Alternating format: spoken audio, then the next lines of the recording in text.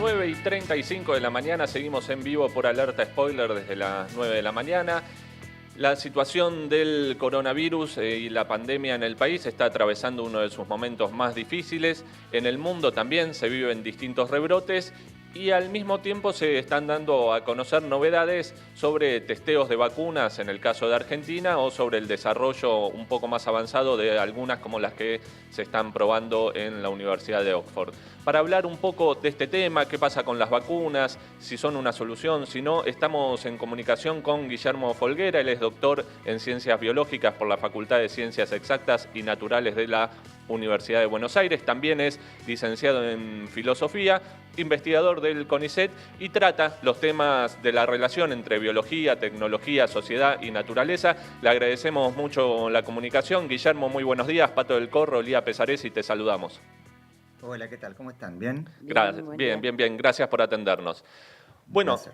Guillermo, para empezar, ¿cómo ves el tratamiento que se le está dando desde lo mediático al tema de las vacunas? Vemos que digamos que está ocupando un espacio muy importante, generando muchas expectativas y se nos abrían las dudas, digamos, de si estas expectativas se cumplirán, ¿no? Y cómo se lo viene tratando desde los medios. Mira, ahí la respuesta la partiría en dos. La, Ah, la primer parte de la respuesta es no sé. Eh, es un tema que yo en lo personal debería estudiar más detenidamente y yo creo que además tampoco está del todo claro. Obviamente uno lee comunicados todo el tiempo, lee papers todo el tiempo, eh, pero este no sé se conecta justamente con la segunda de la respuesta, la segunda parte, que es cierta preocupación, o por lo menos ciertos elementos que no son traídos a cuenta. Digamos, las vacunas están tomando diferentes técnicas. Evidentemente es difícil una vacuna para un virus de tipo RNA. Entonces ofrece toda una serie de problemáticas y desafíos técnicos que se comprenden. Ahora, lo que se ve en juego también son un proceso acelerado muy marcado dentro del grupo de filosofía de la biología que coordino. Tenemos abordaje de tipo ético y bueno, hay muchos de los elementos que en nombre de la pandemia evidentemente podrían analizarse más críticamente. También sorprende el silencio de muchos comités de bioética nacionales e internacionales respecto a estos, llamámoslo, aceleramientos.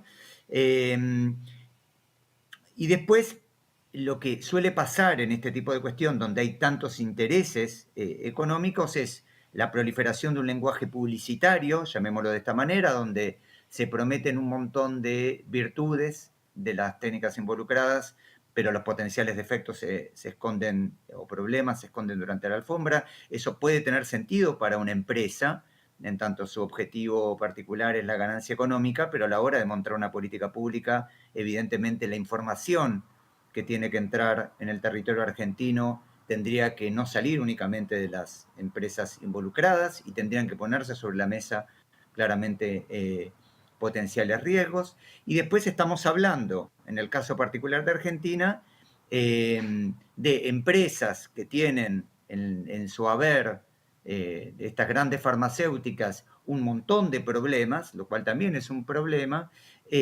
un Estado argentino cuyas muchas de sus aprobaciones se amparan básicamente en la ética empresarial, y esto no es una manera de decir, digo, los estudios que hemos hecho, por ejemplo, en SENASA, en relación con la aprobación de agroquímicos, fue explícitamente lo señalado por SENASA, que es la ética empresarial lo que permite o no la aprobación de un transgénico, por más que SENASA lo monitorea, no lo estudia por Guillermo, cuenta cuando decís propia, ética empresarial, ¿a qué te referís?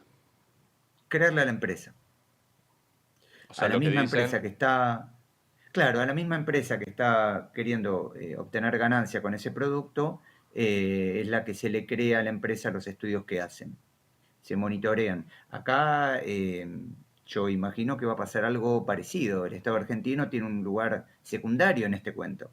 Eh, no solo porque no produce eh, la vacuna en cuestión, sino porque va a limitarse a fiscalizar y a controlar. Y el último punto, y con esto termino, Pato, nomás la Sí, sí, sí. enumeración de cosas que yo podría decir al respecto, eh, y que me parecen atendibles, de vuelta, es un tema evidentemente complicado, es que dentro del Ministerio de Salud en Argentina, como pasó también evidentemente en el gobierno anterior, hay personalidades muy fuertes que tienen dobles intereses. Digo, en el caso de Hugo Sigman, en el Ministerio de Salud, con un lugar muy fuerte, y a su vez como productor de fármacos de fuerte interés en el contexto de la pandemia. Claro.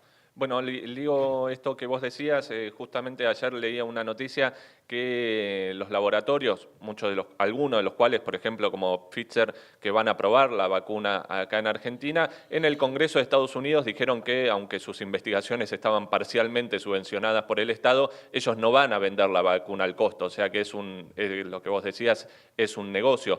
Este lugar de las empresas de presión, de lobby, ¿vos también lo viste en cómo se presentó desde los medios la venta, digamos, de una esperanza que llega una vacuna y se termina todo? Lo veo con las vacunas, lo veo con todo. Ujú. O sea, en ese sentido, y lo que estoy diciendo, lejos de ser tranquilizador, es un problema. Claro. Claro. El modo en el cual se comunica socialmente y el modo en el cual se presenta es lo mismo que si me vendieran, no sé, Shampoo. un shampoo. Iba a decir una pasta dentífrica, pero justamente Está bien, en sí. términos de salud también es discutible. Eh, pero, pero efectivamente es un problema muy serio. Es un problema muy serio. Y me dejás, Pato, poner un ejemplo Claro, claro claro. de esto mismo, pero en otro dominio, digo, porque tiene que ver con cosas que hemos trabajado. Argentina estuvo hace unos años con una enorme posibilidad de liberar mosquitos transgénicos de una empresa británica que fue Oxitec para justamente el tema del dengue, un problema en Argentina muy serio. Cuando uno iba, que fue de hecho aprobado, hasta donde tengo entendido, por el Ministerio de Ciencia y Tecnología en aquel entonces, cuando uno iba a cuáles eran los elementos científicos que se consideraban, eran los propios reportes de Oxitec. Esta debilidad de los estados en general y del Estado argentino en particular es una regla en todo esto. Y si, Pato, y si haces la cuenta de cuánto puede llegar a ganar las empresas o la empresa que están vinculados con la producción, te darás cuenta que tiene que ver con algo que exceden mucho lo que debe ganar muchos de los estados a nivel mundial por año. Entonces, evidentemente que es un negocio, uno lo sabe, que las empresas grandes farmacéuticas son las que están motorizando este negocio también. Lo que yo marcaría con preocupación es cómo ese negocio nunca abandona el lenguaje publicitario a la hora de hacerse política pública. Y Completamente. Estamos en... y te puedo hacer una pregunta en particular. Recién vos decías, eso es la debilidad del Estado, porque en relación a los negocios, ¿eso es una debilidad o una política consciente?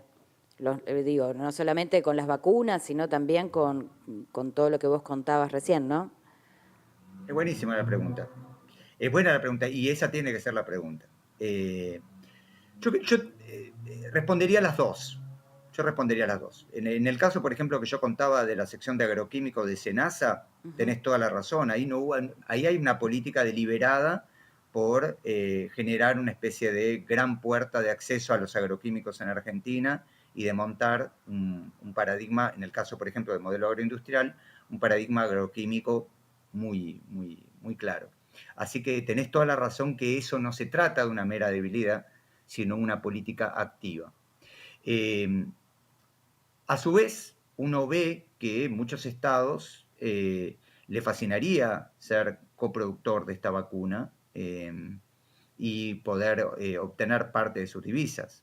Y posiblemente ahí es donde aparezca mucho más claro el tema de la debilidad. Pero te concedo que tenés razón y acá tiene que ver justamente con que cualquier análisis político verá que esas omisiones, que esos dobles lugares involucrados entre actores públicos y empresarios, que esa forma de presentar algo, como decía recién Pato, como un shampoo, más que como algo que evidentemente puede generar riesgos ciertos, efectos secundarios ciertos en alguien vacunado, que no se evalúa, un último punto que yo no dije y que también es clave en estos temas, no se evalúan otras alternativas. Eso es muy serio. O sea, frente a un problema determinado, hay un montón de alternativas posibles. en este caso, toda la propaganda vinculada con la vacuna ha llevado a pensar que es la única solución involucrada.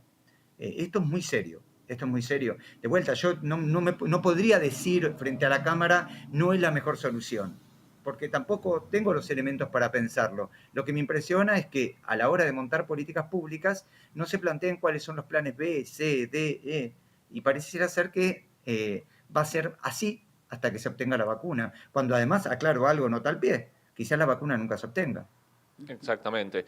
Estamos en comunicación con Guillermo Folguera. Guillermo, bueno, esto también abre a un montón de debates que quizás en otra ocasión podamos desarrollar mucho más, también sobre cómo la discusión sobre la vacuna tapa un poco, ¿no?, los orígenes de la pandemia.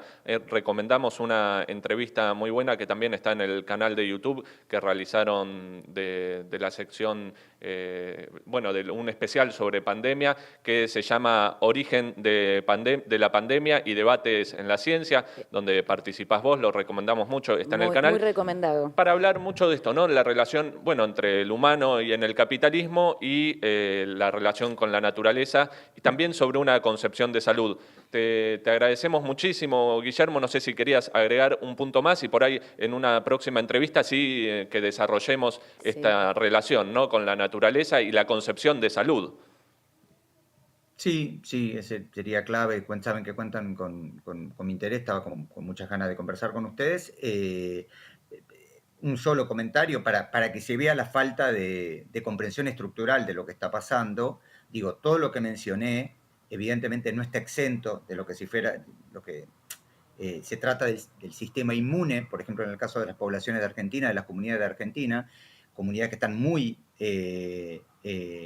afectadas por un paradigma químico que involucra desde el cianuro en la cordillera, el glifosato y un montón de tóxicos en la parte central, y en los últimos días, últimas semanas, el reintento por parte del canciller Solá de proyectar millones de chinos en el territorio argentino para exportación de carne con fondos chinos, no hace más que mostrar un poco lo que están señalando, que son políticas activas, políticas sostenidas, en donde el lucro es el único objetivo, el principal objetivo, y donde evidentemente la pregunta acerca de qué salud tenemos y qué salud necesitamos está en un segundo plano.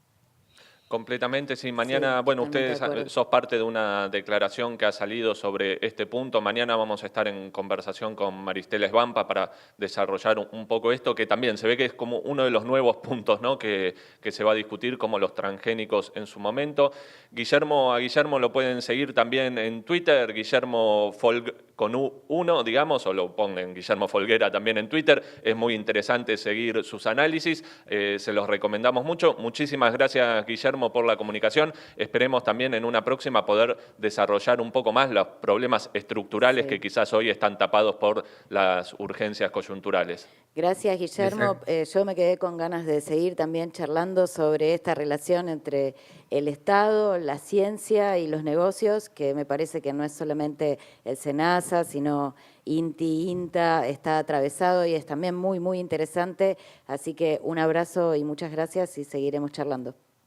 Totalmente. Son temas además que se habla poco. Desgraciadamente son temas que se habla poco y son fundamentales. Les agradezco a ustedes. Un fuerte abrazo ahí a tanta gente querida. Un abrazo. Lo que te ocultan los grandes medios, lo tenés acá. Alerta Spoiler.